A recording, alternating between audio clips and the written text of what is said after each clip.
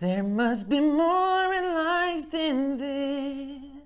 Michael e Freddie Mercury é o assunto de hoje aqui nesse canal.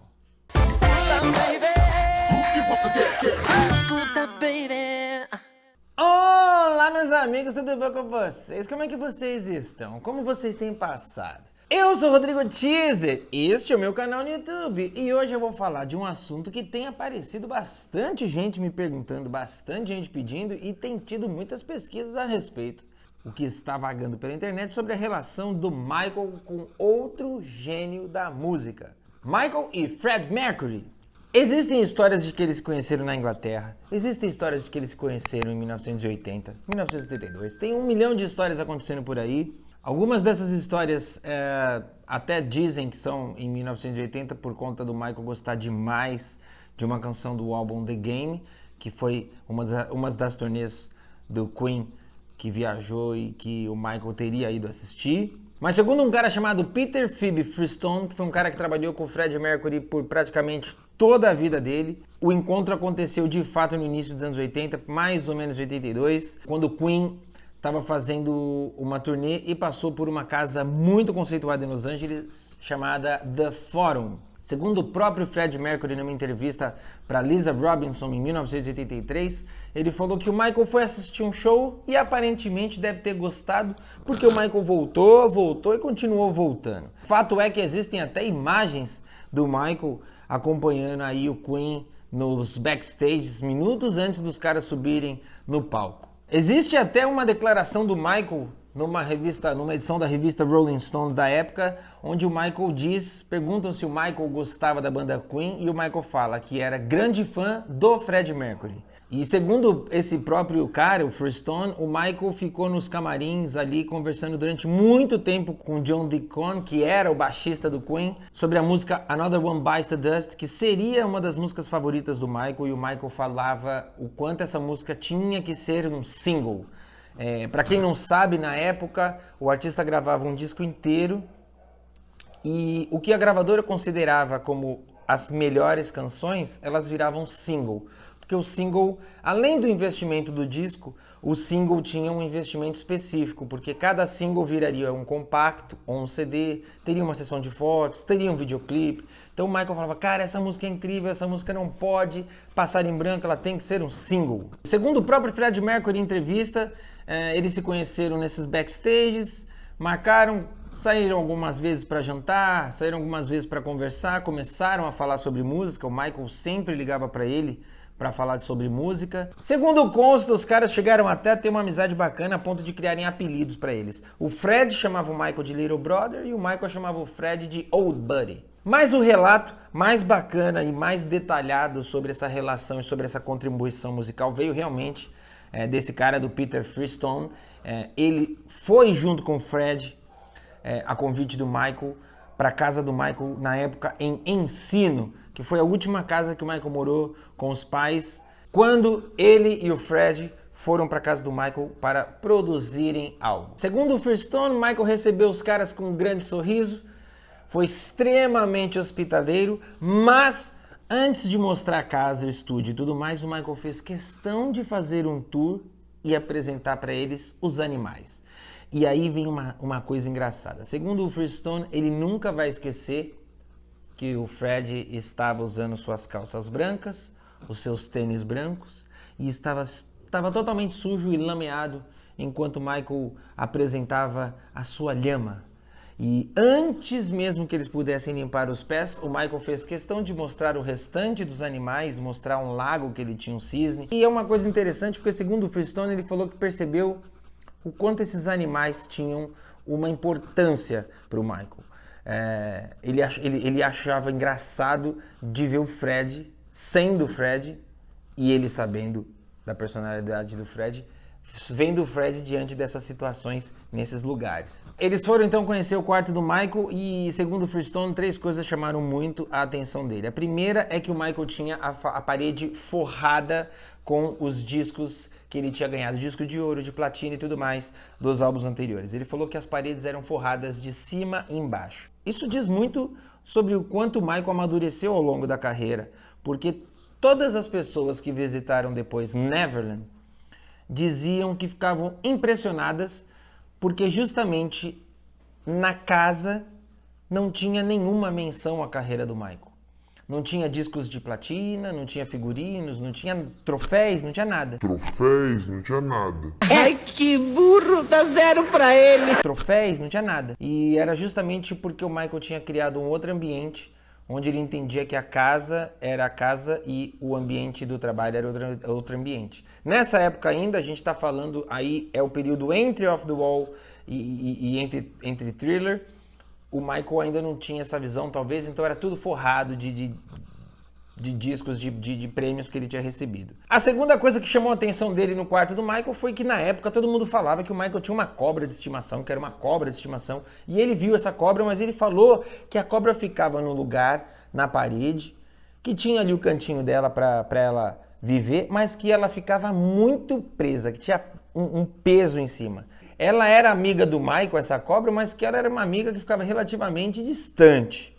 E ele achou muito peculiar que alguém tivesse uma cobra em seu quarto. E a terceira e última coisa que foi a que chamou mais a atenção do Freestone foi o seguinte. Isso já foi até detalhado e já foi falado pela mãe do Michael no livro dela que ela lançou no comecinho dos anos 90.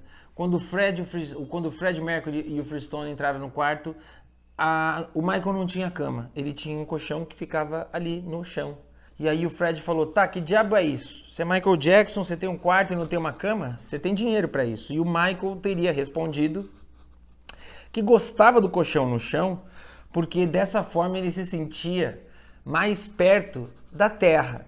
Só que a resposta do Fred teria sido incrível, porque o Fred teria respondido, o quão perto do chão você se sente, uma vez que nós estamos no segundo andar da casa? Segundo o Freestone, a casa era muito grande, tinha muitas salas. Ele falou que gostou particularmente de uma sala de cinema, porque o Michael já naquela época, mesmo morando com os pais, tinha uma coleção vasta de filmes. Ele se lembra de assistir algumas sessões de cinema aí nessa sala, enquanto o Michael trabalhava com o Fred, especialmente em uma ocasião em que o Michael trabalhou com o Fred e a Janet.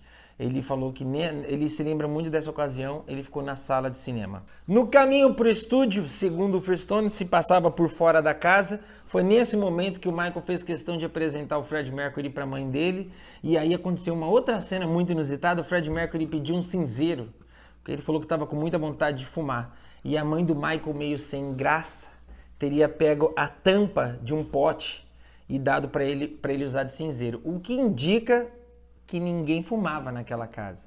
Segundo o Freestone, a primeira faixa que eles trabalharam de cara já foi State of Shock. O Michael já tinha uma ideia já muito avançada do que ele queria, de como ele queria que fosse a parte rítmica, uma programação de bateria.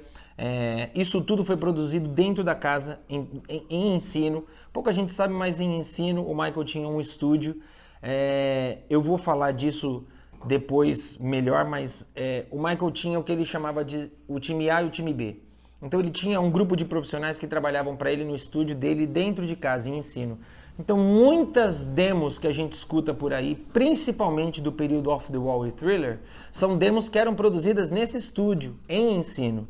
Existem até declarações do Quincy Jones dizendo que às vezes o Michael levava demos tão bem feitas, tão bem gravadas, tão bem mixadas, que os caras...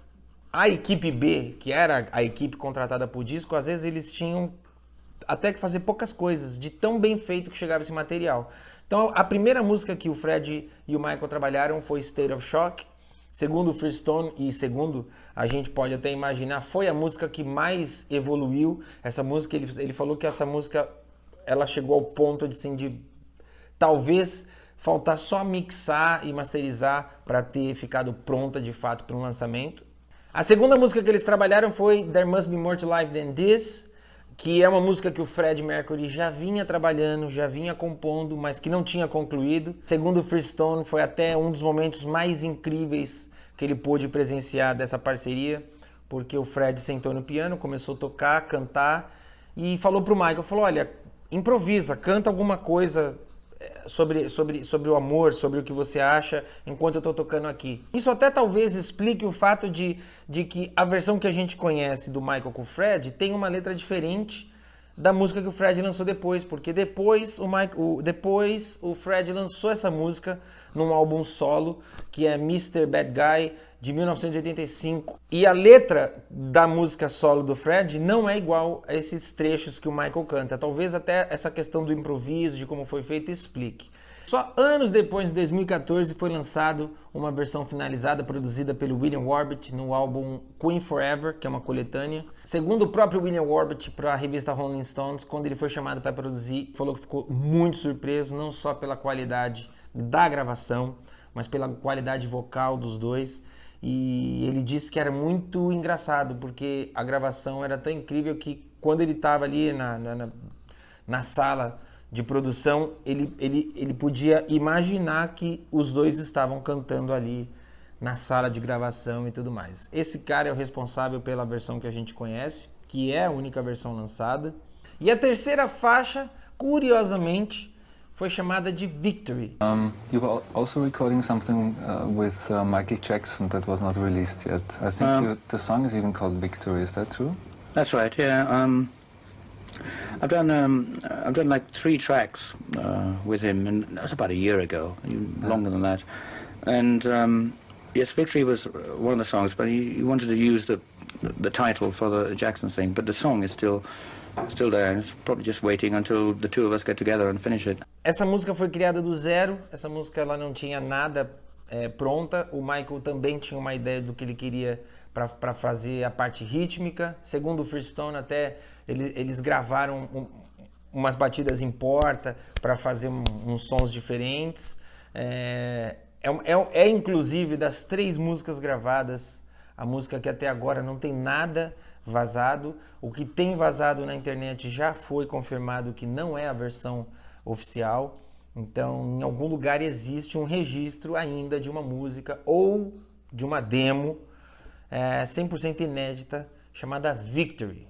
Segundo o Freestone, o Michael era um cara muito calmo, muito educado, muito solícito, mas já naquela época ele falou que percebia no Michael uma pessoa muito solitária, muito triste. No entanto, ele fala que o Michael era um cara de extrema doçura, que ele tratava o próprio Freestone, o Freddie Mercury, o assistente do estúdio. Ele falou que ele percebia que o Michael não tinha uma diferença de tratamento, ele tratava todo mundo igual. Segundo o próprio Freddie Mercury, na entrevista para Lisa Robson, ele fala que os dois tinham formas diferentes de ver o mundo, estilos de vida diferentes. Ele fala que o Michael gostava de ficar em casa, cada vez mais recluso. O Fred fala que gostava de sair. O Fred fala que odiava ficar muito tempo no mesmo lugar.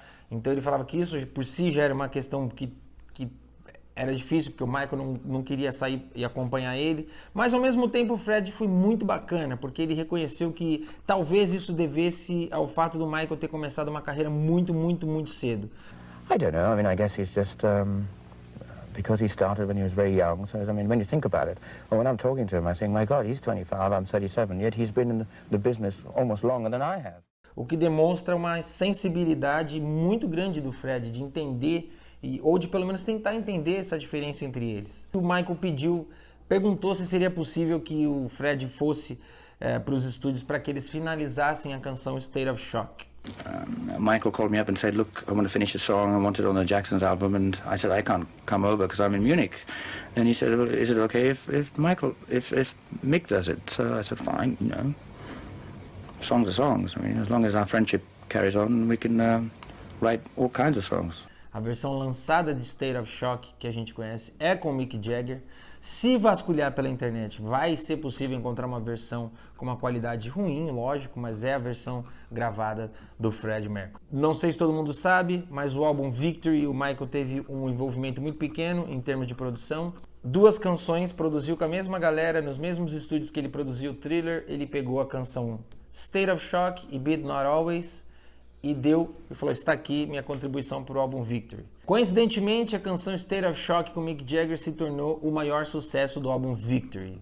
E aí a gente fica pensando, Mick Jagger já é Mick Jagger, mas na época, se fosse State of Shock com Fred ou se There Must Be More tivesse sido lançado, pensa na pancada que não teria sido.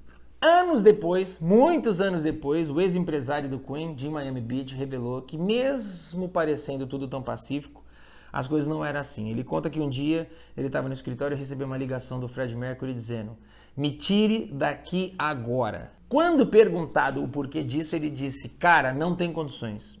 Eu estou num estúdio, o Michael traz uma lhama para cá, ele traz uma série de animais, eu não estou acostumado a isso, eu já estou cansado. Me tire daqui. Depois desse encontro, dessa tentativa de produzir alguma coisa junto, ambos tomaram rumos diferentes.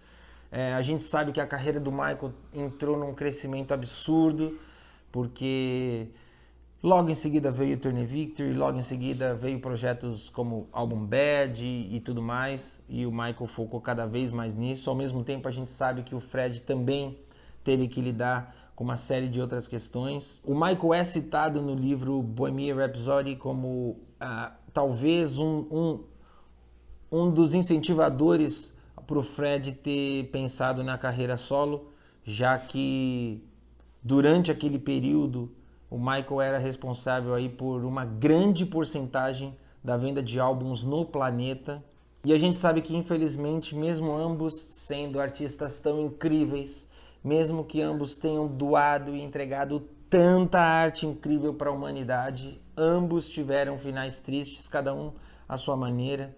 Claro que dentro dessa tristeza que a gente enxerga do lado de fora, eu gosto de pensar que eles tiveram algum amor ou algum cuidado, ou eles possam ter sentido isso de alguma forma, né? Eu particularmente considero There Must Be More to Life Than This uma das canções mais bonitas, e eu tenho um amigo muito especial chamado André Abreu, um dos maiores intérpretes de Freddie Mercury que se tem notícia, e a gente tem um projeto muito especial, mas é um projeto muito especial mesmo, uma coisa que coloca o nosso trabalho como intérpretes e como fãs desses caras num outro patamar. Não posso falar muito, mas o que eu posso dizer é que eu espero que em breve isso se torne realidade e todos vocês possam conhecer. Hoje o vídeo foi sobre essa história, sobre a história do Michael e do Fred, sobre como eles se conheceram, como eles produziram e como quase conhecemos grandes pérolas da música mundial. Espero que vocês tenham gostado. Se você não for inscrito nesse canal, você se inscreve, ativa o sino, compartilha, comenta. Caso você não saiba, nesse canal a gente tem uma área de membros muito bacana. A área de membros é um lugar onde, além de você ajudar esse canal a crescer, além de você me dar uma força, você vai poder ter acesso antecipado a conteúdos, você vai poder ter conteúdos exclusivos e ainda por cima, talvez, quem sabe, até me ajudar a escolher os próximos conteúdos a serem gravados. Essa foi a história do Michael com o Fred. A gente se vê num próximo vídeo aqui no meu canal. There must be more in life than this. There must be more to life than this.